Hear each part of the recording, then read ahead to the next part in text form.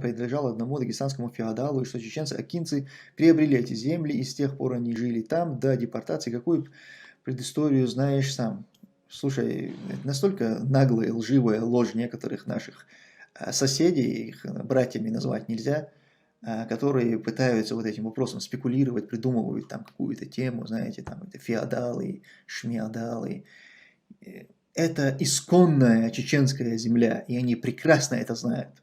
Исконная чеченская земля, Аух – это исконная часть территории чеченской. Мы-то прекрасно знаем, где, кто, какие народы у нас когда жили.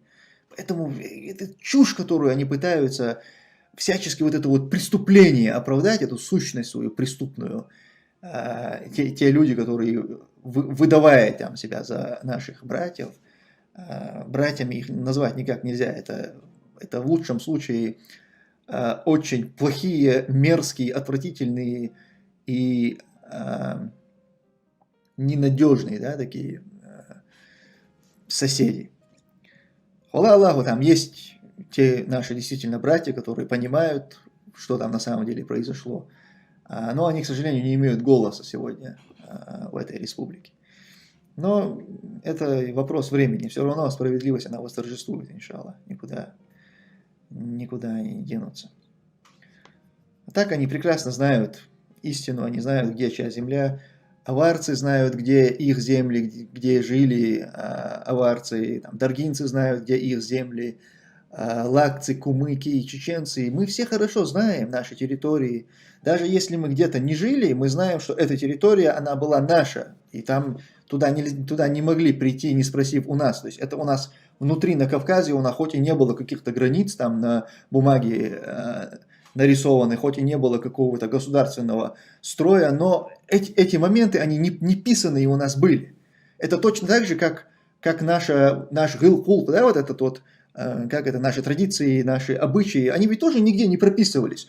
Но они были, они есть. Это то же самое. Поэтому, когда нам говорят, что вот что-то, а там не жили никогда, неважно, жили или нет, это может быть поле даже какое-то.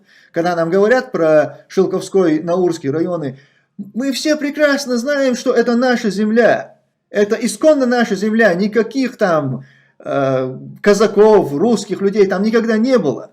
То, что нам сегодня пытаются сказать, что эту территорию нам дали, там куда-то взамен, нам ничего не дали. У нас эту территорию в свое время оккупировали, а потом ее типа нам дали. Это нет, ее не дали, она изначально наша. Эти земли всегда принадлежали нам.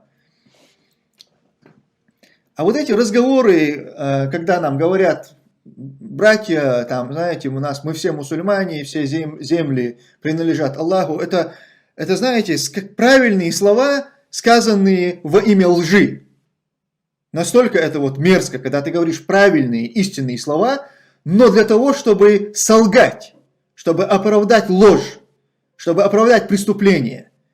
Конечно, мы знаем, что все земли принадлежат Аллаху. Конечно, мы знаем, что все мы мусульмане, что мы не должны, у нас не должно быть там вопросов каких-то земель. Но они есть, когда один мусульманин притесняет второго, забирает у него его кусок земли, а потом говорит, ты знаешь, все земли принадлежат Аллаху, чувак, расслабься. Это не решает проблему. Слова, конечно, правильные, но сказаны для оправдания лжи и преступления. Вы все общение делите людей на нации, причем очень четко. Разве это не нацизм? Нас сделал народами и племенами Всевышний Аллах. Это ты Аллаха, что ли, обвиняешь в нацизме? Это Он создал нас народами и племенами. Это не мы нас разделяем. Мы таковыми являемся. И мы должны, будучи разными народами и племенами, мы в то же время должны быть братьями, если мы верующие. А чтобы быть верующими братьями, нужно не притеснять своего брата. Ты не можешь притеснить своего брата, забрать часть его имущества, его земли, его дома, а потом сказать, мы все братья-мусульмане. Расслабься, чувак. Так это не работает. Нужно своего брата сначала сделать довольным, извиниться перед ним, что он тебя простил. И вот потом мы будем братьями. Так это должно работать. А не так, что вы заняли чужую землю, заняли чужие дома и потом рассказываете нам о братстве. Так братство не делается, так братство не строится. Я не хочу притеснять никого, просто вы постоянно, особенно в чате, перечисляете кучу наций за уточнение, что это нацизм. Мне желают пить яда, это в Коране так учат. Я не знаю, что в чате, я за себя отвечаю, то, что я говорю, в чате разные люди. Есть, видишь, такие, как ты, например, которые всех в нацизме обвиняют. Есть те, которые наоборот, там действительно, может, у них проблемы с национализмом. В чате люди разные. Но в целом говорить о своем народе, о своей национальности, о своем племени, о фамилии, о родословной, это не национализм. Если ты тем самым не пытаешься превознестись над другими людьми, то это не национализм, это нормально. Аллах тебя создал таким, Он создал тебя в каком-то народе, в каком-то племени, в каком-то роде, в какой-то фамилии, у тебя есть отец, твой дед. Говорить об этом, это не зазорно, это нормально. Почему вы пытаетесь нас сделать так, чтобы мы стеснялись называть свою народность, там, свое племя? С чего вы это взяли? Норвегия, Вежери, Тумсо, сегодня ты злой, Тумсо, поэтому вынужден еще раз задонатить. Барак Аллаху фик, брат. Меня злит, когда люди принимая тебя за идиота, пытаются тебе какими-то правильными словами тебя обмануть. Это очень нервирует. Или другие есть, например, доводы, когда говорят, что типа сейчас это все принадлежит России, там, и люди, что это меняет? От этого несправедливость, она не перестала существовать. Да, сегодня это все оккупировано Россией, но эта несправедливость от этого не существовать, от этого существовать не перестала. Она есть.